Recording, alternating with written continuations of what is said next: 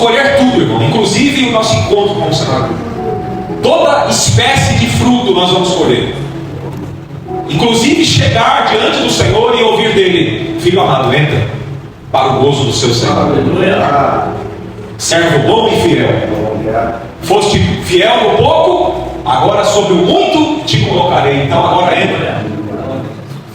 Então nós vamos ouvir isso se nós cuidarmos, se a gente ouvir o conselho de Deus e cuidar de guardar o nosso coração, observando. O nosso coração é tão enganoso, irmãos. Jeremias capítulo 17, verso 10. É tão enganoso, no projeto ainda não. Aqui, Gálatas 6, verso 9. Não nos cansemos de fazer o bem, porque na estação certa, ou seja, no tempo certo, nós colheremos, colheremos. Mas se não, tem gente que não vai colher porque desistiu. Meu Deus. Tem gente que vai ficar só no quase. Isso nós não podemos permitir. Nós temos que nos auto-proibir disso. Nós temos que olhar para o nosso coração e para nós não, Senhor, me ajuda, Senhor. Me ajuda a ir até o fim. Me ajuda a perseverar até o fim, Senhor. Amém? Amém. Um coração humilde. Jeremias fala que enganoso é o nosso coração. Capítulo 17, verso 10. Eu, Senhor, esquadrinho o coração, irmão. Se o coração é importante e nós podemos entender biblicamente que é, Deus está falando que Ele faz questão. Se tem uma coisa que Deus esquadrinha, que Ele olha, é a nossa alma. Ele esquadrinha o nosso ser, o nosso coração. Aqui não é um cateterismo. Isso aqui é algo espiritual. O Senhor sonda. Ou seja, não é sobre uma performance. Não é sobre o que as pessoas acham. É sobre aquilo que Deus realmente vê. Então aqui ele está dizendo que eu, Senhor, esquadrinho o coração e sondo os rins. São palavras de peso para a gente entender que Deus vai, irmãos, aonde ninguém pode ir. Que Ele vê aquilo que ninguém vê. E sonda os rins para dar a cada um conforme os seus caminhos e conforme o fruto dos seus feitos. O fruto dos seus feitos. Tiago fala assim: mostra-me a sua fé sem obras, e eu, através das minhas obras, lhe mostrarei a minha fé. Uma pessoa humilde, ela não diz que é humilde. Ela tem fruto de humildade. No convívio. Aquela pessoa que você gosta, você quer estar perto. É aquela pessoa que você... A humildade, irmãos, é algo que realmente mostra que nós somos parecidos com Jesus. Uma pessoa humilde, de fato, ela se parece com Jesus. Uma pessoa que tem unção, não necessariamente ela se parece com Jesus. Porque uma pessoa pode ter muita unção e naquele dia o Senhor dizer para ela: eu não te conheço. Mas o humilde, esse o Senhor vai chamar de servo bom e fiel. No verso anterior, no 9, coloca para mim, Joaquim, por favor. O coração é enganoso, e acima de todas as coisas é desesperadamente perverso. Quem pode conhecê-lo? O Senhor está querendo provocar em nós um desespero. É para a gente levar tão a sério que é de fato para a gente entrar numa espécie de crise. O Senhor nessa manhã quer gerar uma crise em nós, mas uma crise boa, para a gente começar a olhar para o nosso coração. Talvez ficar uma semana chorando, talvez ficar uma semana remoendo essa mensagem, mas ter um encontro verdadeiro e real com o Evangelho de Cristo. Então como, pastor? Esse desespero nos leva a então perguntar: Senhor, então o que eu devo fazer? Como ser humilde, Senhor? Senhor, como que eu faço para ser humilde? Essa semana, lembra aquele dia, já? Eu falei que você estava indo. O Espírito Santo, na volta, ele falou para mim: vou te falar o segredo para você ser humilde. Eu falei: nossa, Senhor, me fala.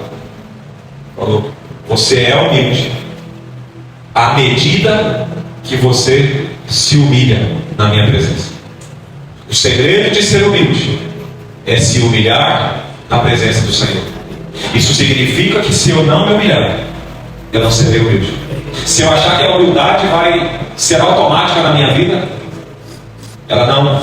O botão da humildade só é acionado quando você aciona o botão da humilhação. Quando você se humilha. Quando você se humilha, você se torna humilde. Quando você se torna humilde, você se torna espiritual. Quando você, o contrário disso, você será sensual. Judas capítulo 1, verso 19. E aquela pessoa problemática, amargurada. Deus o livre, Deus me defenderá aí. Então, irmãos, é diligentemente se lembrar: eu preciso me humilhar na presença do Senhor. Ainda que eu não esteja tudo bem, talvez aí mais ainda eu tenha que me humilhar. Porque quando a luta vem, irmão, é mais fácil humilhar. Você pode ver, o sujeito fica humildezinho quando ele está enfrentando uma luta. Sim ou não?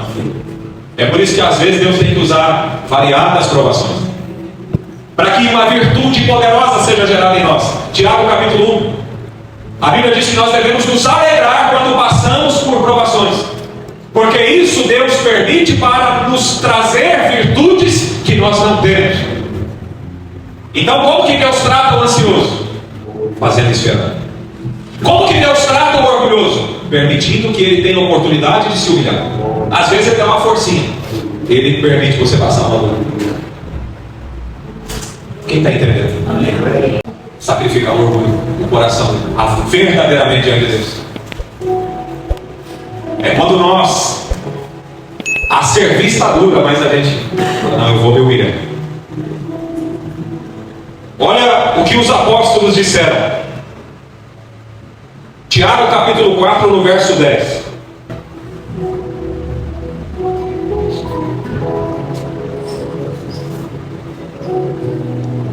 Tiago 4, 10. Humilhai-vos na presença do Senhor, e Ele nos exaltará. Talvez seja isso uma igreja apostólica de fato. Talvez seja uma das condições para sermos apostólicos. Não estou dizendo que isso é o que define, mas isso é a coisa mais importante, inclusive para chegarmos no céu, inclusive para agradarmos o nosso Deus de fato. Mas veja a preocupação apostólica. Veja o que a igreja comia nos seus primeiros anos. Olha a preocupação do Espírito Santo. Olha o que a igreja realmente deve priorizar em nós: humilhar-nos. Pedro 5, verso 6. 1 de Pedro. Aleluia. 5, 6. Humilhai-vos, portanto, sob a poderosa mão de Deus, para que Ele, em tempo oportuno, vos exalte. Talvez nós deveríamos nos preocupar muito mais em nos humilhar do que com a glória, porque quem vai exaltar é o Senhor. Quando o Senhor exalta, nós não corremos risco. Quando a glória vem de Deus, o nosso coração permanece humilde. A maneira de ser exaltado, primeiro, é por Deus. Segundo, se manter humilde, se humilhando. Isso nos mantém guardados. Isso nos mantém protegidos e escondidos do Senhor. Olha que coisa maravilhosa. A humilhação nos torna tão parecidos com Jesus. E ela nos dá um coração tão propício, tão agradável a Deus, que nós passamos a ter um sentimento de compaixão pelas pessoas, pelas almas.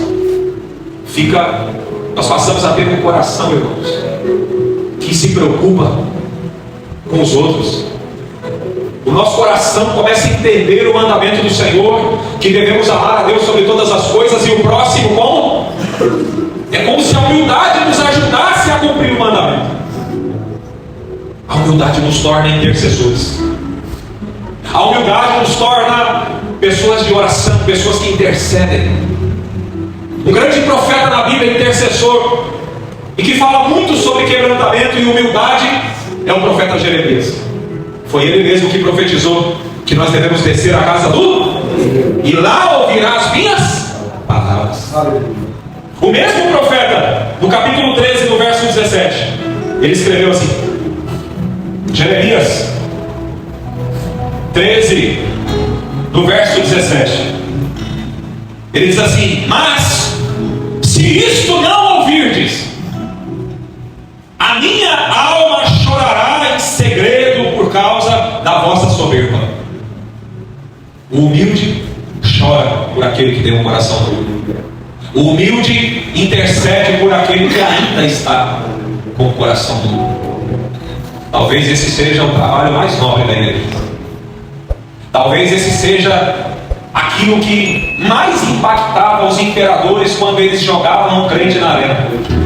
Eles não blasfemavam. Eles eram injuriados, eles eram injustiçados, eles eram caluniados, eles eram criminalizados e eles não respondiam com ódio. Meu Deus! Eles intercediam pelos seus inimigos. E muitos deles, irmãos, cantavam enquanto morriam, cantavam menos. É mais ou menos, nós podemos ver isso em Atos do capítulo 16, quando Paulo e Silas foram açoitados em praça pública, ficaram nus e eles foram presos, e à meia-noite a Bíblia diz que eles oravam e adoravam o Senhor. Meu Deus, irmão. E a Bíblia diz que o poder de Deus, a glória foi tão grande que não ficou um bloco em cima do outro, não ficou uma coluna de pé, irmãos. Tamanha a glória de Deus. Talvez o que mais nós devêssemos buscar, irmãos, seja esse coração diante do Senhor. Talvez esse seja o maior segredo. Por isso é a maior preocupação da parte de Deus. Eu vejo isso como algo tão importante. O problema nunca foi a semente, irmãos. O problema sempre foi a terra.